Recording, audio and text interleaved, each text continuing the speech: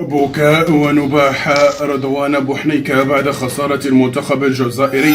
يبكي جميع الجزائريين ويطلب السماح من المشجعين المغاربة. لكن قبل أن نبدأ في سرد المزيد حول هذا الخبر الحصري ونعلم تفاصيلها، عطروا فمكم بذكر الله وصلوا وسلموا على أشرف الخلق سيدنا وحبيبنا محمد عليه أفضل الصلوات والسلام. في الدقائق الأولى للشوط الثاني سجل المنتخب الأرجنتيني الهدف الأول عن طريق المتألق ليونيل ميسي. نعم، الأسطورة يسجل هاتريك في شباك. ومع مرور الوقت أكدت الأرجنتين أنها الأقوى باستحواذها على الكرة وبدأت تستغر من المنتخب الجزائري. ثعالب الصحراء لم يستطيعوا ولا شن هجمة مركزة. نعم، منتخب ضعيف جدا ولكن منفوخ إعلاميا، حيث قال الجزائريون إن المنتخب الأرجنتيني يخاف من الجزائر، لكن في الحقيقة هو أن المنتخب الأرجنتيني يعلم جيدا بأن المنتخب الجزائري